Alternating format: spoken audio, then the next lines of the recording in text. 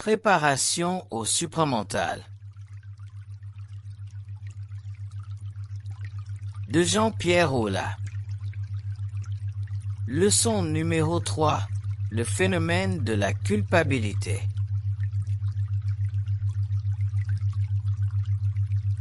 La culpabilité est probablement une des plus grandes erreurs de l'être humain.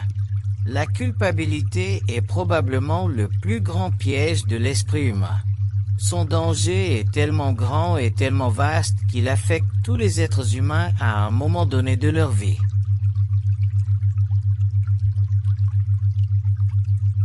Aucun être humain ne peut dire que dans sa vie il ne s'est pas senti coupable. Il y a des gens qui vivent des vies remplies de culpabilité. Ces vies sont tellement terribles et tellement dangereuses pour l'évolution de l'ego et le développement de l'individualité de la personne que ceux qui en profitent, ceux qui, à cause de leur position sociale moralisante, influent chez les êtres de grande sensibilité ce sentiment de culpabilité, retardent leur évolution et mettent en danger, sans le réaliser, l'évolution de toute une planète, de toute une civilisation, de toute une culture.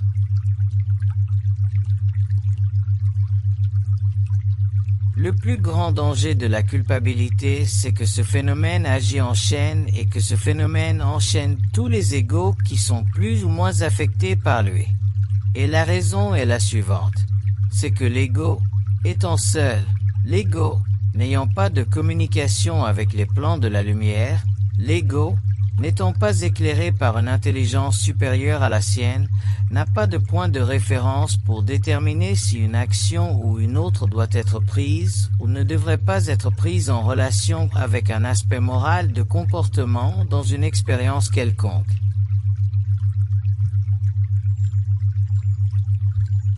L'ego, laissé seul à lui-même, est incapable, à moins d'être très fort, très individualisé, et encore, de prendre des décisions qui vont à l'encontre de certaines normes établies dans la société par la tradition ou par les cadres qui sont en autorité et imposent machinalement la volonté de leur propre évolution.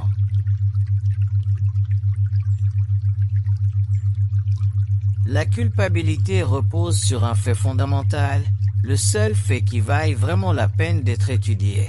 Ce fait est celui de l'isolation psychologique, morale, philosophique de l'ego face à la société. L'ego est incapable de s'asseoir en jugement devant ses actions si ces actions doivent aller à l'encontre d'une normalité établie depuis des siècles dans une société qui se comporte machinalement et où tous les égos doivent se conformer à un genre ou à un mode de vie.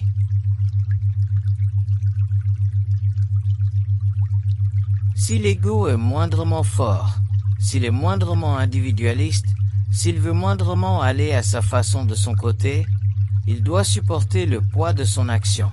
Et souvent ce poids trop lourd déteindra sur lui-même, et l'atteinte que prendra émotivement l'ego, c'est l'atteinte de la culpabilité.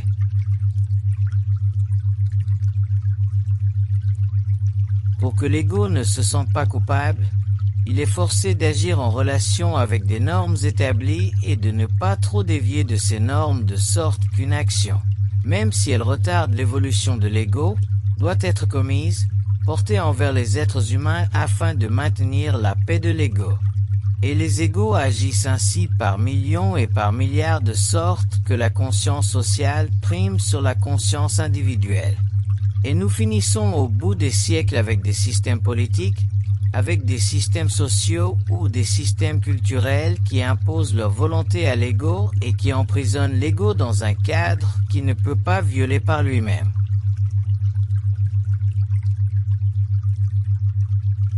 Cette situation est très dangereuse parce que l'ego n'osera jamais violer ce qu'il croit au fond de lui-même un principe ou une loi qui n'est pas réellement créative, mais qui est traditionnellement acceptée.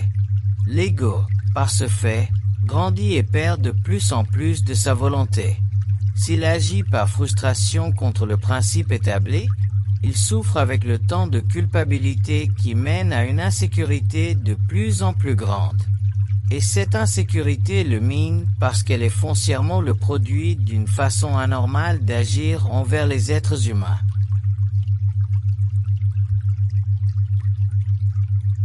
La culpabilité est tellement pernicieuse que ceux qui en souffrent à un haut degré perdent éventuellement toute capacité d'affronter avec force ceux qui, autour d'eux, relèvent dans leur vie certaines portions de ce qui ne leur appartient pas, mais sur lesquelles ils ont main mise parce qu'ils savent, consciemment ou inconsciemment, que l'ego devra leur tendre la main et ne pas résister à leurs demandes.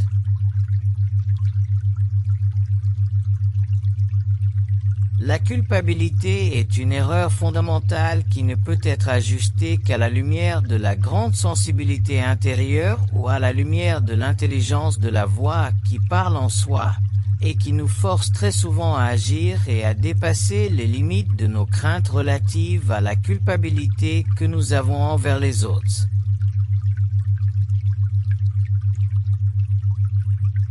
Tous les égos doivent respecter les égos lorsque les égos sont respectables, lorsque les égos sont magnanimes, lorsque les égos sont justes ou lorsque leur situation requiert une attention raisonnable.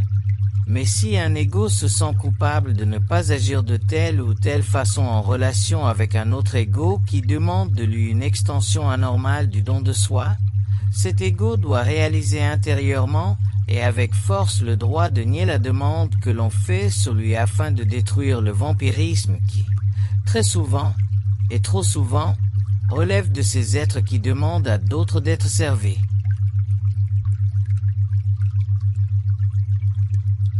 Aucun être humain n'a le droit sur un autre être humain, aucun. Et je le répète, aucun être humain n'a le droit sur un autre être humain. C'est une loi universelle. Tous les êtres humains sont égaux dans l'âme. Si un être humain demande à un autre être humain quelque chose, sa demande doit être réalisée par l'autre en vertu de ce qu'il peut et de ce qu'il veut faire envers cette demande.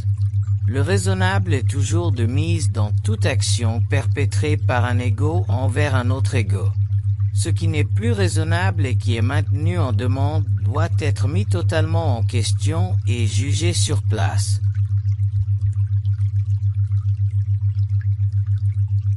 Un égo qui ne fait pas cela, qui ne s'habitue pas quelque part dans la vie à instituer en lui-même le tribunal de son propre jugement, solide, intelligent, envers une action qu'on lui demande, et qui se sent obligé par faiblesse, par tradition, par lien émotif, de toujours répondre et de répondre à ce qu'on lui demande, se vide. Il se vide et il peut continuer à se vider pendant des années.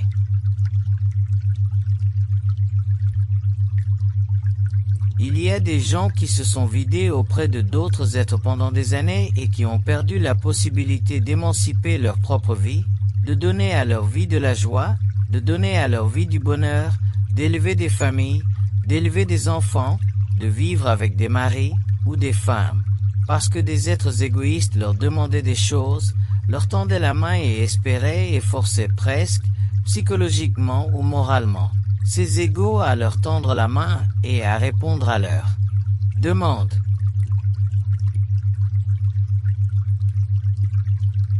Cette injustice sociale, seul l'ego fortement déterminé et fortement enraciné dans un jugement précis fondé sur la sensation interne de son caractère juste et de l'équilibre de la raison avec l'émotion de la pensée, peut agir ainsi.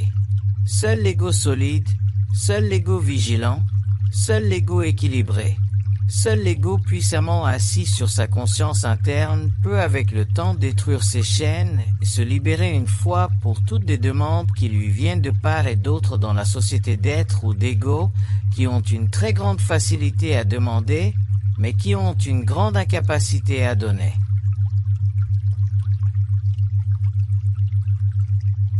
Un ego naturellement généreux n'imposera jamais à un autre ego des choses ou un mode d'action dont le refus créera chez l'ego la culpabilité. Mais un ego, un être égoïste, égocentrique, qui n'a pas le sens de l'amour, qui n'a pas le sens du dévouement réel, qui n'a pas en lui la magnanimité, cherchera toujours à demander à un autre être de lui tendre la main parce que la société, La morale, cette fameuse morale l'impose.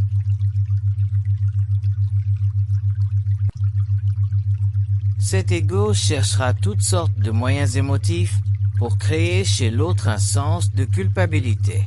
On lui dira « mais ta pauvre mère, mais ton pauvre père, mais je t'ai amené dans le monde, je t'ai donné la vie, qu'est-ce que tu me fais, qu'est-ce que tu me donnes ?» Et toutes sortes de formules ainsi truffées par un esprit égoïste, un esprit qui ne comprend pas la vie, un esprit qui ne sait pas où se situe, dans l'âme, la réalité de l'ego.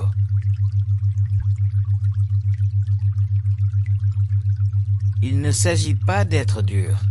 Il ne s'agit pas de couper les liens. Il ne s'agit pas de donner du revers de la main à ceux qui souvent nous demandent, soit par faiblesse ou par situation, de les aider ou de faire telle chose pour eux.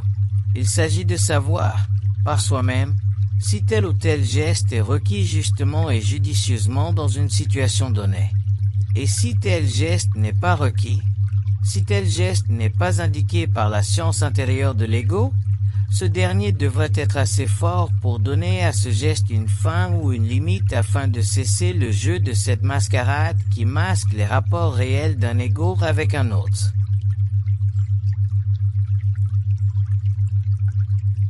Lorsque je ne dis qu'aucun être n'a, sur un autre, de droit, je le dis dans le cadre d'une conscience très profonde de l'importance de l'être en tant qu'individu.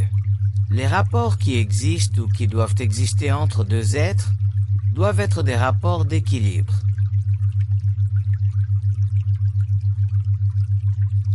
Si malheureusement, à cause des valeurs sociales, culturelles, morales et moralistes qui lient deux êtres et qui forcent à imposer à l'autre des demandes que l'autre se sent obligé de remplir, ce dernier perd le droit à sa liberté personnelle, il devient très important pour cet être humain de comprendre une fois pour toutes qu'il est dans la vie un être qui a le droit de dire non. Et ce droit de dire non relève de sa capacité à lui de ne pas réfléchir de façon culpabilisante sur le non qu'il émet dans une situation quelconque.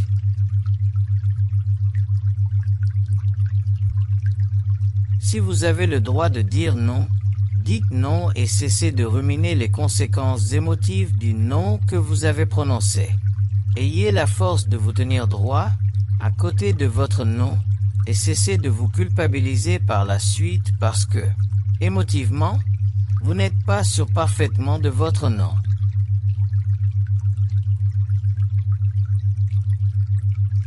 Voilà où se situe le problème. Beaucoup d'êtres disent non, et après avoir prononcé le non, ils en souffrent. C'est une situation totalement ridicule parce que déjà le non a été posé, déjà son action sociale a été déterminée ou déterminante. S'ils restent avec un arrière-goût dans le cœur ou dans la pensée, c'est leur faute. Et seuls eux-mêmes et par eux-mêmes peuvent-ils se sortir de ce cercle vicieux. Et, pour en sortir, ils doivent apprendre que la culpabilité est une illusion dont ils sont responsables, qu'ils s'imposent par faiblesse.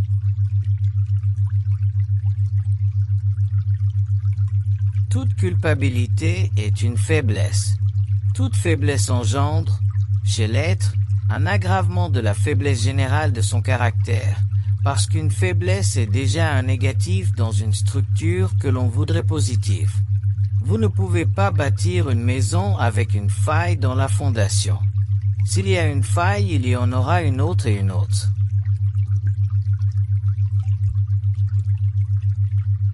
De sorte que la culpabilité qui provient d'une faiblesse crée encore la culpabilité et crée encore de plus en plus. Chez l'ego, une perte d'individualité qui l'amène, avec les années, à ne plus pouvoir se servir de son courage interne, de sa force interne.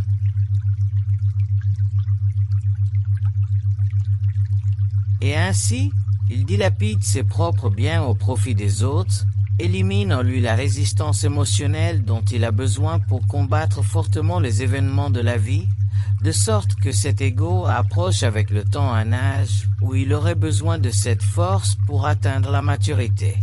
Et pourtant il n'a pas les instruments nécessaires parce que, déjà, Ses forces ont été dilapidées.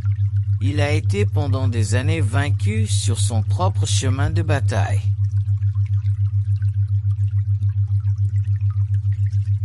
La culpabilité est un mensonge que l'on se fait à soi-même.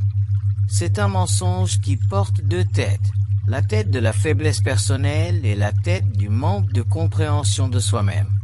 Alors le mensonge est toujours le reflet de ce qu'on voudrait être mais dont nous sommes incapables. Et l'autre aspect, l'incompréhension de soi-même, reflète le manque de force personnelle au niveau psychologique. Et ce manque de force personnelle, sur le plan psychologique, reflète encore le fait que nous avons été, pendant très longtemps, vampirisés par des êtres au profit de qui nous avons donné le meilleur de nous-mêmes pour des raisons totalement fausses et illusoires.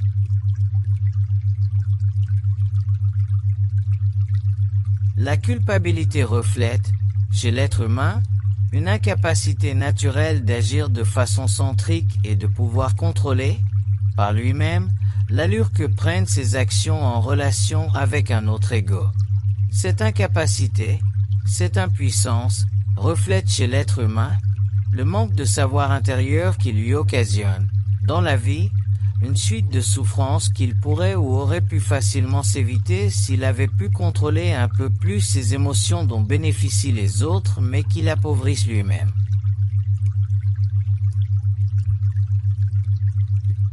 Il n'y a aucune raison d'être coupable quand on n'est pas coupable.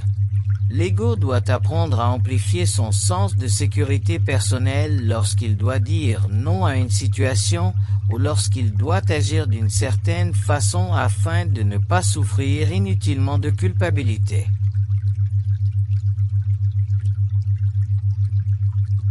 Mais, pour amplifier ce sentiment intérieur de force de gravité, il doit développer, par expérience, sa centricité, c'est-à-dire qu'il doit apprendre à ne plus reculer sur son action et à ne plus la questionner.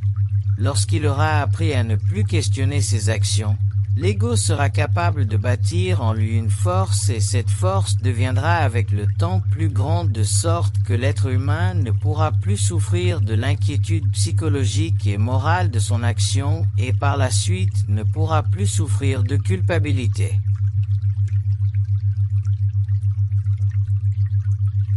La culpabilité doit être éliminée de la conscience parce qu'elle agit comme un acide qui réduit, de plus en plus, la force intérieure et soumet l'être humain à des lois émotionnelles qui engendrent, chez lui, une faiblesse, une incapacité de devenir plus fort, plus grand, plus autonome. La culpabilité est un piège créé par l'illusion de l'ego et fondé sur l'émotion de l'ego en vertu des attitudes sociales ou des principes sociaux qui sont, en général, convenus par les membres de la société parce qu'ils font partie d'une tradition souvent très longue et d'une tradition qui doit aussi évoluer.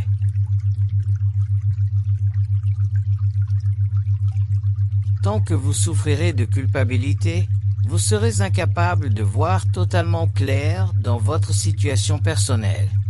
Vous serez impuissant à déterminer la justesse de votre caractère et la puissance de votre savoir intérieur. Vous serez poussé à gauche et à droite par des sentiments qui seront à l'origine faux et dont vous souffrirez jusqu'au jour où vous aurez compris que la culpabilité est un cancer et qu'elle réduit l'être humain à l'esclavage.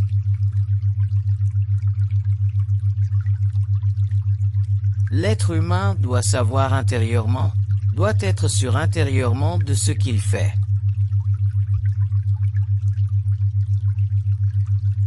S'il n'a pas cette sécurité, cette certitude, c'est là que montre sa tête la culpabilité.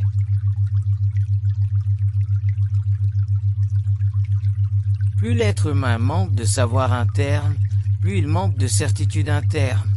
Et je ne parle pas de certitude psychologique, je parle de cette certitude interne, cette certitude qui vient du fond de l'âme. Plus l'être humain est sujet à questionner ses actions. Et c'est de ce fait que l'on voit chez lui la culpabilité se développer et finir par le ronger pour faire de sa vie une carte écrite par les circonstances extérieures et non par sa propre main créative.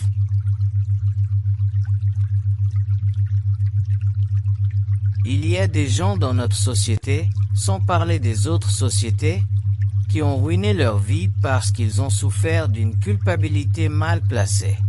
Et là où la culpabilité se manifeste le plus, c'est dans les rapports entre les enfants et les parents ou entre les parents et les enfants.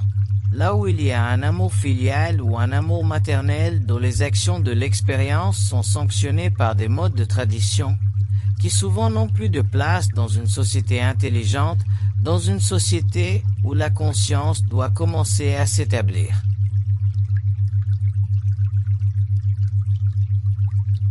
Remarquez que si vous souffrez de culpabilité à cause d'une situation sociale, d'une situation familiale où les liens moraux sont puissants, ce n'est pas la faute des gens qui vous sont à l'origine les éléments constitutifs de cette culpabilité, mais c'est à cause de votre ignorance que vous souffrez de culpabilité.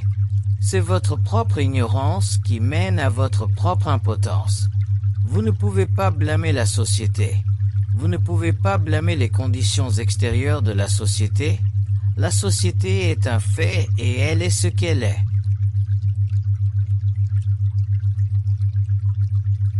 Mais si on vous demande des choses et que vous acceptez de faire ces choses parce que, si vous ne les faites pas, vous vous sentez coupable, à ce moment-là, vous êtes vous-même responsable de vous-même, devant vous-même. Et si, parce que vous n'avez pas la force, vous souffrez de culpabilité, alors ce n'est pas la faute de la société, mais bien de la vôtre.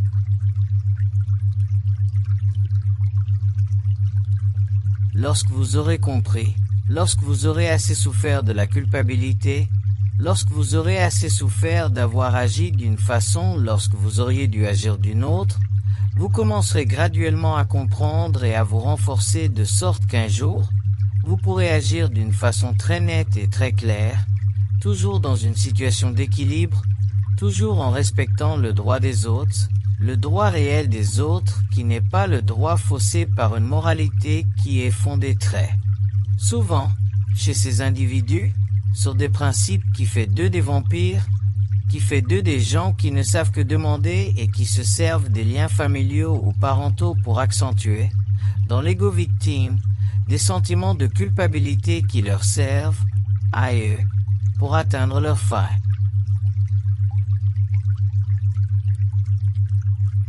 C'est à vous de savoir, c'est à vous de dicter l'orientation, la direction de vos actions. C'est à vous de prendre en main votre vie. Ce que les autres vous imposent, par la nature des faits de la vie, par leur propre ignorance, ce n'est pas votre problème. Si les gens sont faibles, ça fait partie de leur expérience. Mais ce n'est pas parce que les gens sont faibles que vous aussi devez être faible.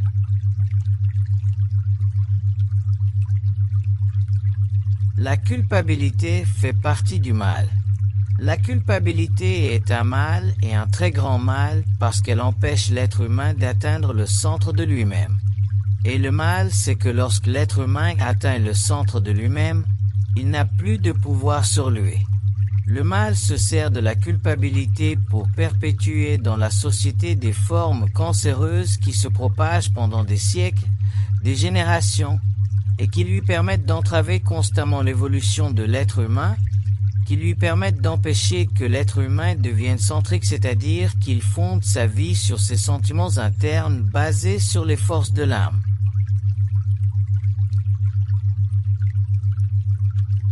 C'est pourquoi, lorsque l'être humain est en contact avec des intelligences de haute nature et qu'il écoute ce que ces intelligences peuvent lui conseiller concernant ses actions, il se soumet automatiquement à une loi vibratoire qui lui permet d'engendrer, sur le plan matériel, dans sa vie physique, des actions qui ne sont pas teintées par l'émotion parce que ces intelligences communiquent avec l'être humain sur le plan mental. Et, de ces communications, l'être humain reçoit l'instruction réelle concernant les proportions normales de ses actions dans la vie de chaque jour.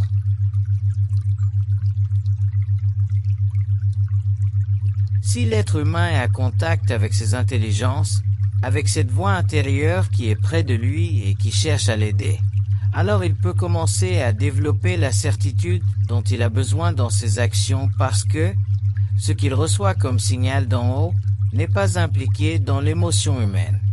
De sorte que ce signal peut aider l'être humain, s'il le suit, à corriger des erreurs qu'il a commises pendant des années et à développer petit à petit un centre de force jusqu'au jour où ce centre étant puissant, développé, l'être humain puisse, avec toute certitude, agir dans toute situation sans pouvoir souffrir le moindrement de toute nuance de culpabilité.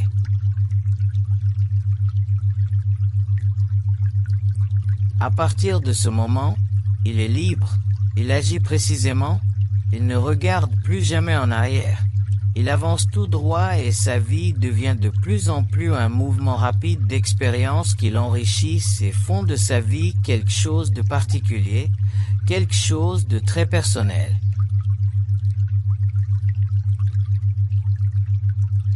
Occupez-vous de bien vivre votre vie, de la vivre suivant les lois de l'esprit et non suivant les lois faussées par l'involution de l'esprit.